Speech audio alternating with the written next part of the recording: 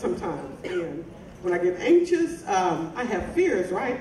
I have fears of dying, fears of flying.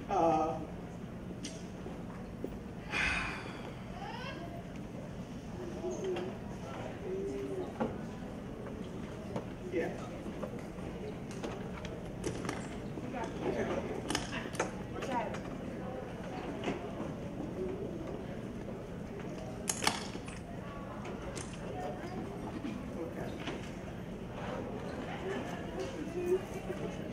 All right. I'm really good, y'all. I'm really good. I know y'all looking at me like, what is wrong with us? But I'm having a transparent moment, right? Because I believe sometimes what happens is God will put you in a position to where you have to experience what you talk about, right? And so I can stand up here and say, honestly, that I experienced those things. But I'm in a place now where I'm trying to allow God I'm trying to allow my faith to supersede my fear, right? So it's a struggle. And I don't want you to sit here and think that fear is a sin, because people even Jesus was afraid, right? When he was about to die on the cross in Matthew chapter 4, I believe, Jesus was about, and I may be wrong with that text, but when Jesus was about to die, he asked the Lord 3 times to remove this. He said, Lord, if it's thy will, let it pass from me. He asked him 3 times. And this is somebody who was supreme savior, who had all power in his hands, which meant he had the ability to run away if he wanted to. But he did not run away. So I don't want you to feel like, those of you who fear in this room, that feel like that fear is something that is a sin, or that you shouldn't be afraid. And I know we are all familiar with the story of David and Goliath. And I know y'all have heard it growing up in Sunday school, talking about David and how he conquered this giant, Goliath. And I want to talk about that and bring a few little points off of that particular story. Let's read 1 Samuel chapter 17, if somebody has it. Yeah, start with verse 1, number 1. The Philistines now mustered their army for battle and camped between Sokoh and Judah and Azekah at Bethlehem. Saul countered by gathering his Israelite troops near the valley of Elah. So the Philistines and Israelites faced each other on opposite hills, with the valley between them. Then Goliath, a Philistine champion from Gath, came out from the Philistine ranks to face the forces of Israel. He was over 9 feet tall. He wore a bronze helmet and bronze coat of mail weighing 125 pounds. He also wore bronze leg armor, and he carried a bronze javelin on his shoulder. The shaft of his spear was as heavy and thick as a weaver's beam, tipped with an iron spearhead that weighed 15 pounds. His armor-bearer walked ahead of him carrying a shield. Goliath stood and shouted a taunt across the Israelites. "Why are you all coming out to fight?" he called. "I'm the Philistine champion, but you are only the servants of Saul. Choose one man to come down here and fight me. If he kills me, then we will be your slaves. But if I kill him, you will be ours." Like all the way raw, right? Just a few minutes ago. All the way. I couldn't even stop it. But what happens is the devil will try to make you run. I could have just said, I can't do this class. Real talk. I could have just said, I can't do it. I need y'all to come in here and somebody needs to take over. But I had to get myself together, right? And I had to get over my Goliath. Was 9 feet tall. He had armor on that weighed over 125 pounds just on his chest. Then he had bronze leggings on. Then he had a spear that weighed 15 pounds. Then he had not to mention that he's 9 feet tall, but he also had an armor bearer on top of that in front of him. So you're going to look at this and think you're going to defeat that giant? You think you're going to beat that Goliath? How many times do things come about for you in life that look that big and that scary to you, and you turn around and walk away and say, I ain't going to fight this? The devil keeps you at a place of stagnation where you say, I'm not going to move forward. I'm not going to move. Look at this. Ain't no way I can defeat what's in front of me. I got to fight the armor bearer and I got to fight the giant, I'm just going to stop. But the devil wants to take you right now. The Bible talks about that God has not given us a spirit of fear.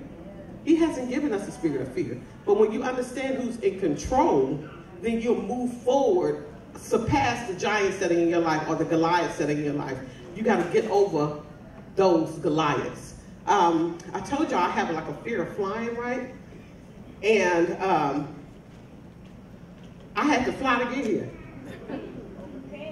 Right? I had to fly to get here. I not only have to fly to get here, I have to fly to get everywhere I go, right? So I believe that my God-given purpose in life is to minister to women. I believe that's my purpose, right? So because that's my purpose, I'm called everywhere. Listen to this. I'm going to show you how God does and how he says you're going to have to, either you move in your purpose or you just going to stay at home, right? Because I probably have about anywhere from about 15 to 20 speaking engagements a year. None of them are ever local. None of them are ever local, which means 9 times out of 10, I have to get on a plane and fly alone.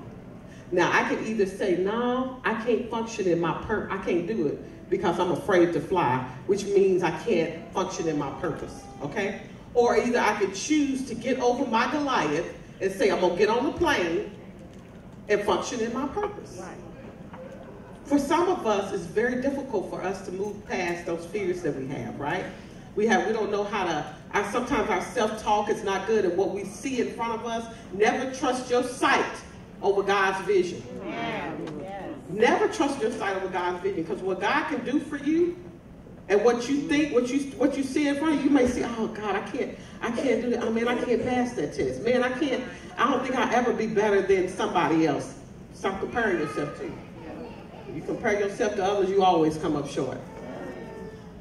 Okay? You have to learn to trust God's vision over your own sight. Never trust what you feel. Trust what you know. God will never leave me or forsake me. Trust what you know. Don't trust what you feel, okay? You got to learn to get over those Goliaths that you have in your life, because things, I'm telling you, the devil is so cunning.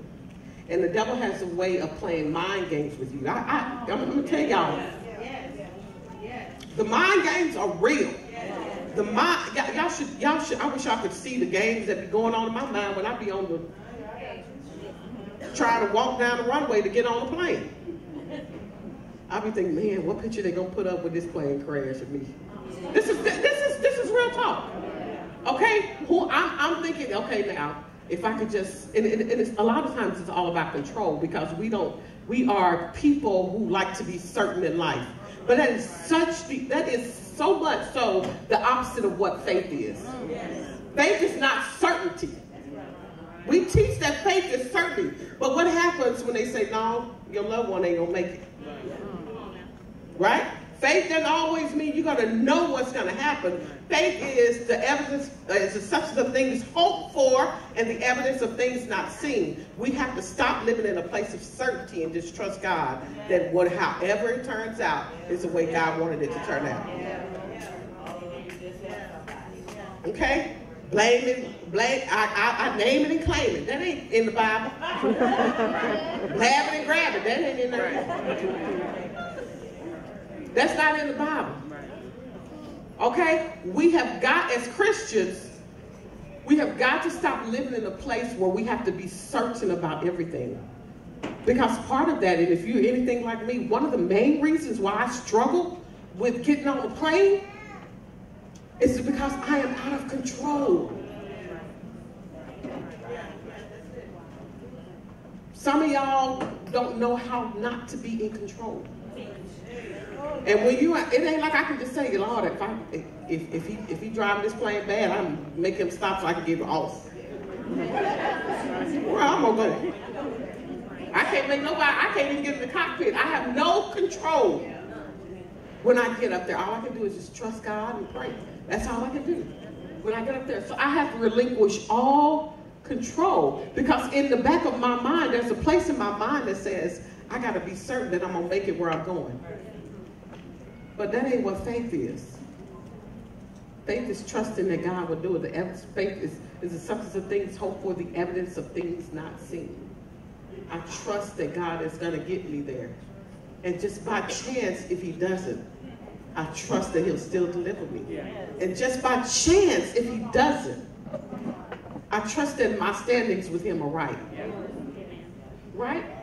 I'm telling y'all, I'm going to let y'all know too. You know, God grant me the life to be here another 2 or 3 years. I'm gonna tell y'all when I have gotten over my place of trying to be in control. I'm gonna tell you, it's a free. Anybody here know how not to be in control? That's good. That's good. And life situations will put you in a place where when you understand.